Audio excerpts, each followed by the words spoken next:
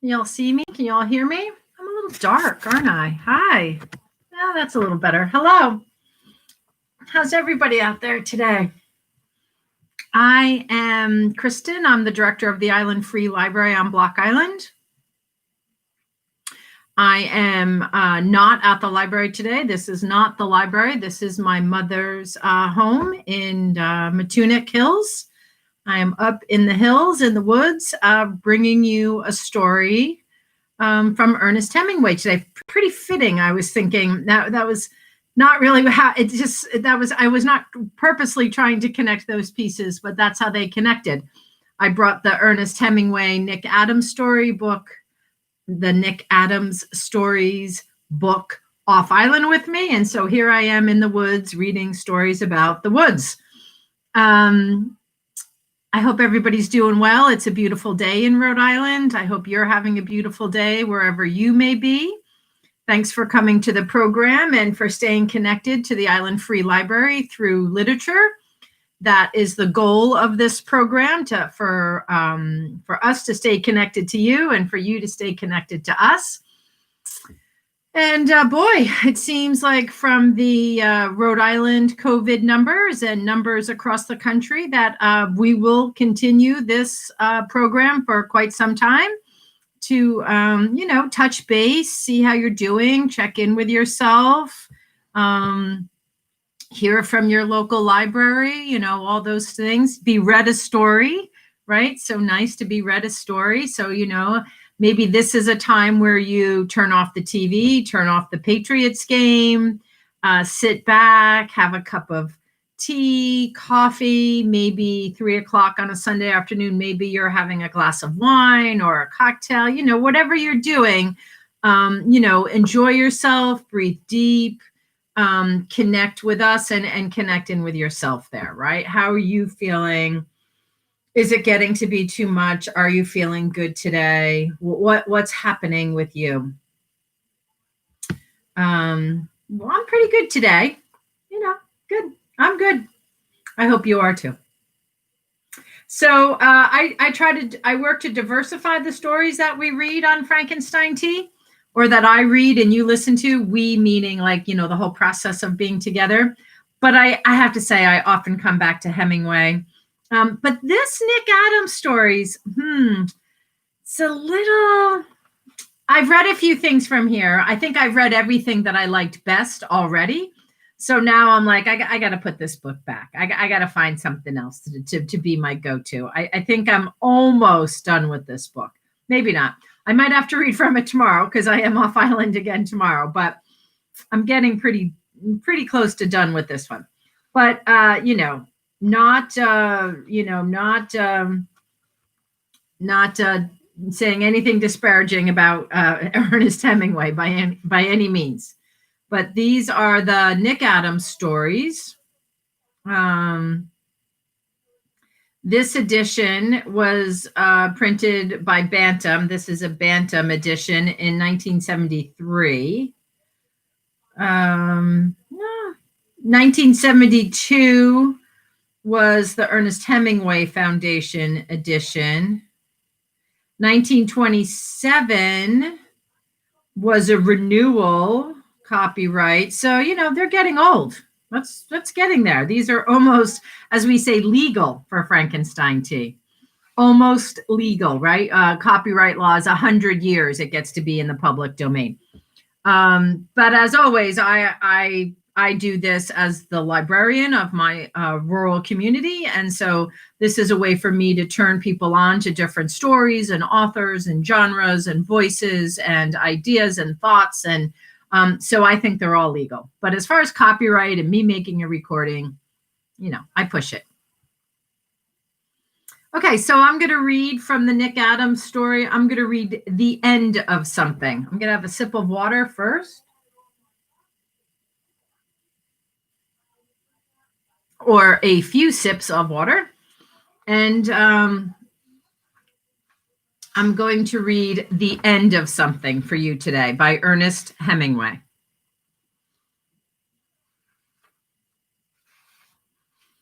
In the old days, Horton's Bay was a lumbering town. No one who lived in it was out of sound of the big saws in the mill by the lake.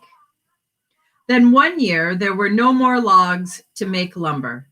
The lumber schooners came into the bay and were loaded with a cut of the mill that stood stacked in the yard. All the piles of lumber were carried away.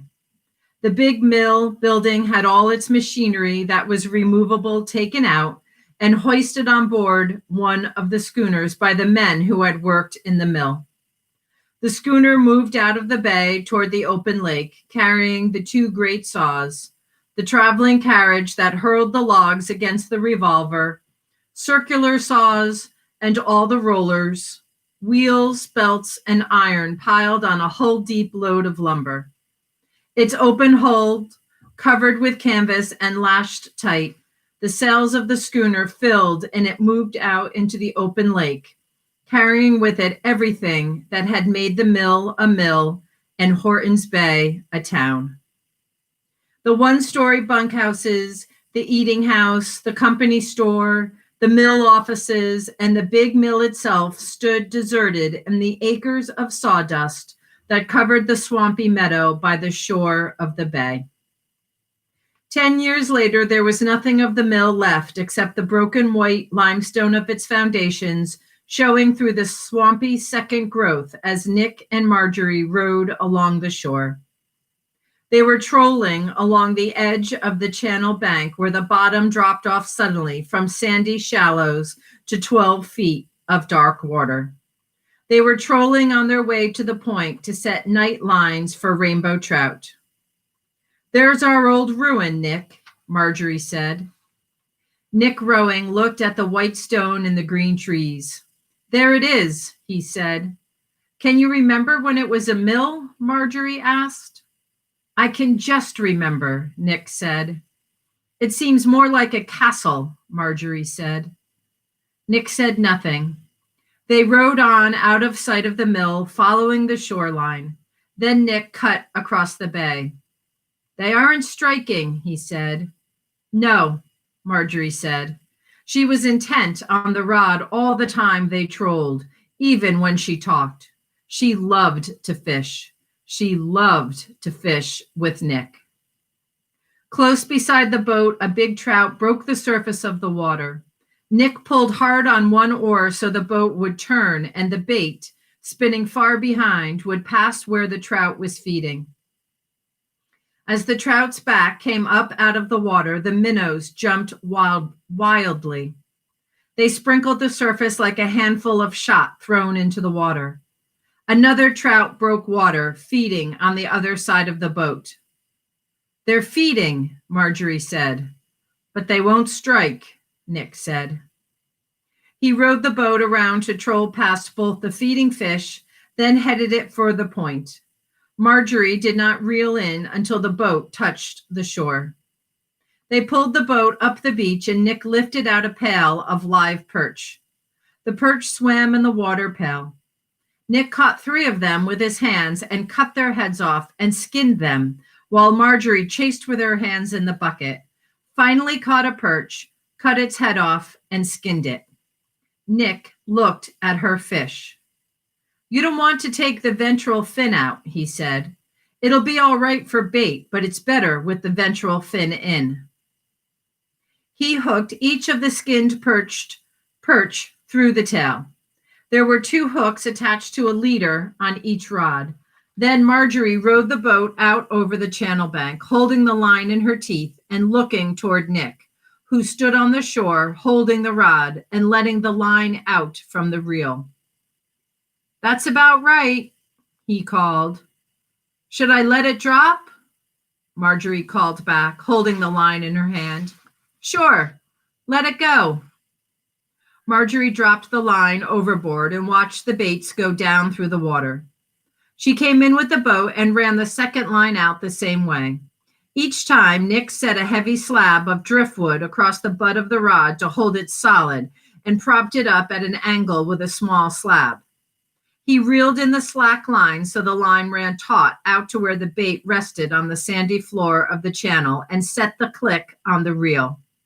When a trout, feeding on the bottom, took the bait, it would run with it, taking line out of the reel in a rush and making the reel sing with the click on.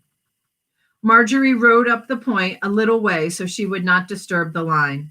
She pulled hard on the oars and the boat went up the beach. Little waves came in with it. Marjorie stepped out of the boat and Nick pulled the boat high up on the beach. "What's the matter, Nick?" Marjorie asked. "I don't know," Nick said, getting wood for a fire.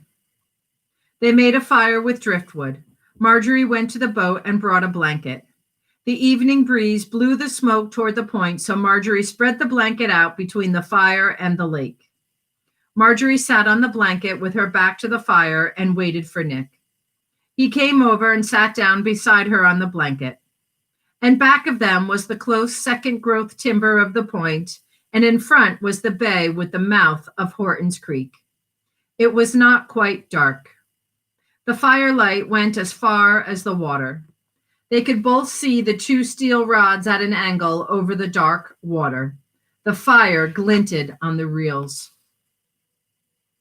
Marjorie unpacked the basket of supper. "I don't feel like eating," said Nick. "Come on and eat, Nick." "All right." They ate without talking and watched the two rods and the firelight in the water. "There's going to be a moon tonight," said Nick.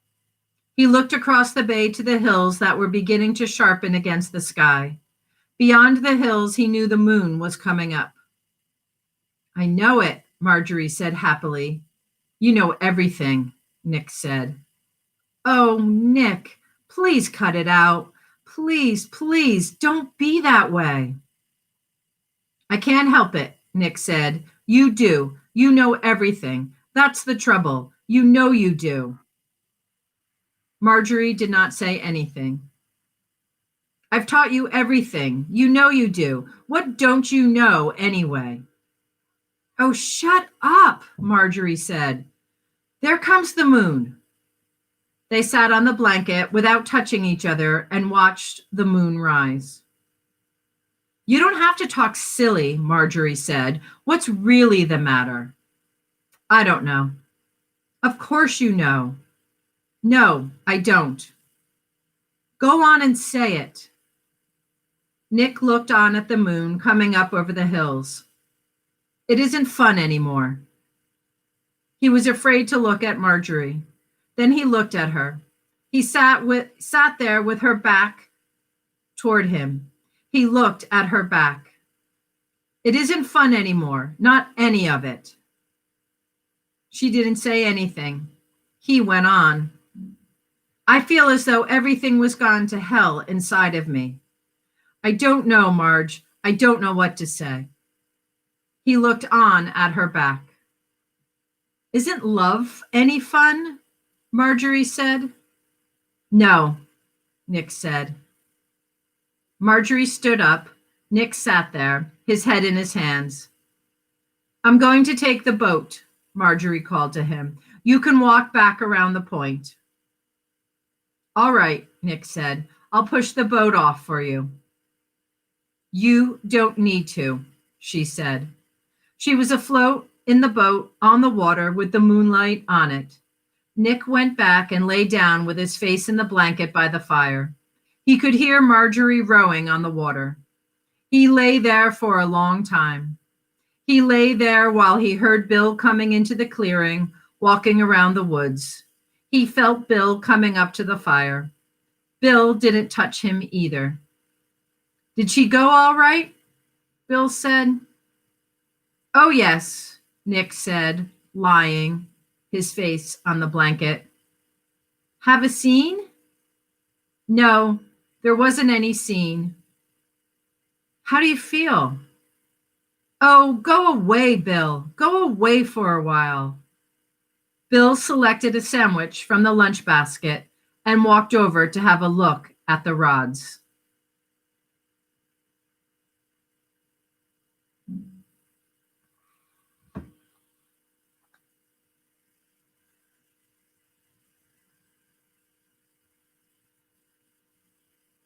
That was The End of Something by Ernest Hemingway's The Nick Adams Stories.